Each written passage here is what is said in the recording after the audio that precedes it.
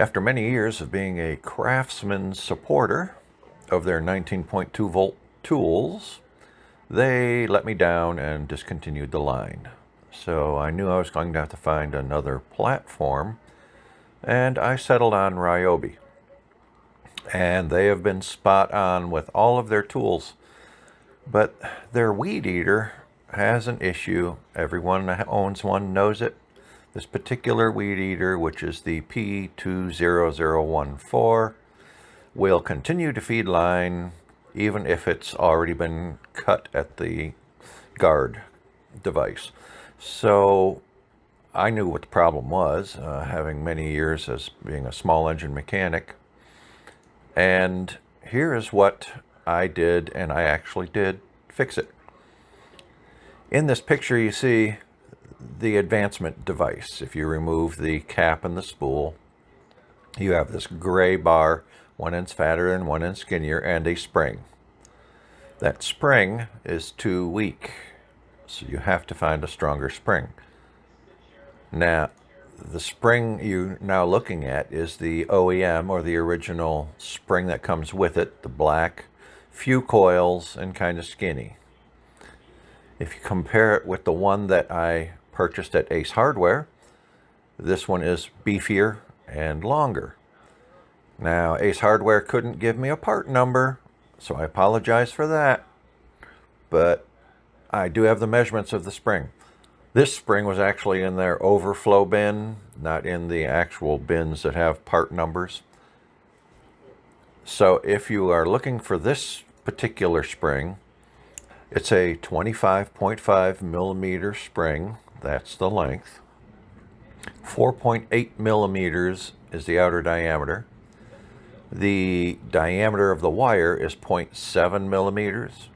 There are 14 coils. It's a closed end spring, and it's clockwise wound. With that information, you might be able to find one online. I'll try to do a search and see if I can come up with a part number. But in either case, you've got a picture of what the spring looks like. You got an idea. It can't be any larger diameter because it has to fit within the device. Now, the spring is easily removed. That's the first thing you have to do with a pair of needle nose. Be careful, don't squish the spring. Just reach in, grab it, and work it out. And that will allow you then to start removing the advancement actuator arm. To remove this arm, you will need a flat blade screwdriver. You will slide it up under the narrower end of the arm where it protrudes out of the head. Continue to slide it in as far as you can, propping the narrower end of the actuator arm up. And then by pressing down on the narrower end, you will pop the fatter side of the arm up, and then it's easily removed. Once you've got that out, then you have to determine whether your spring needs to be shortened or not.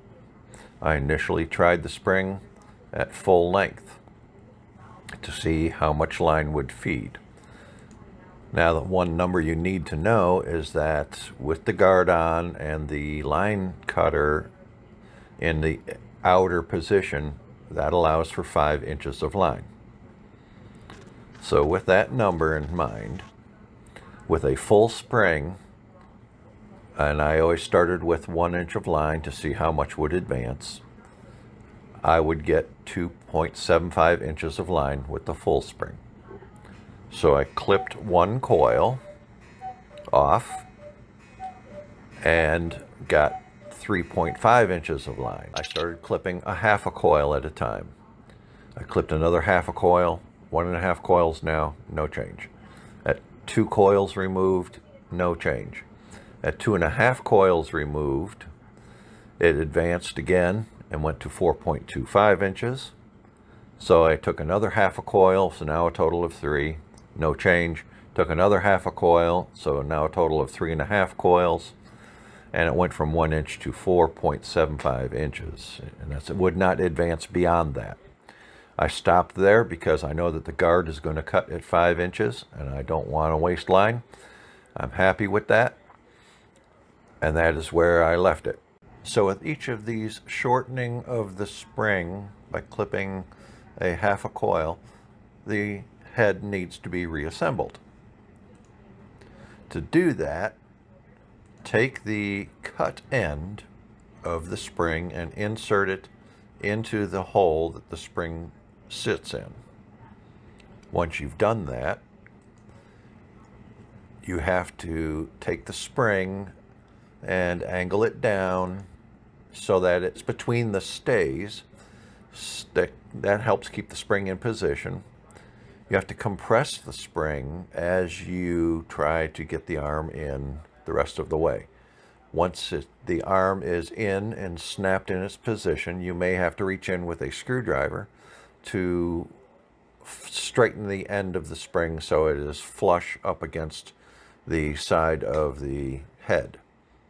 Once you've done that, reinsert the spool with a 1 inch of line protruding, put the cap back on, and test it. And you'll have to do that with each time you shorten the spring until you find the length of line that works for you. I hope you found this helpful. This is the only hiccup I've had in any of my Ryobi tools, the only hiccup. And I was glad I could fix it, and I hope that you can use this guide to maybe fix yours as well. We thank all of our viewers and subscribers and look forward to giving you many more adventures.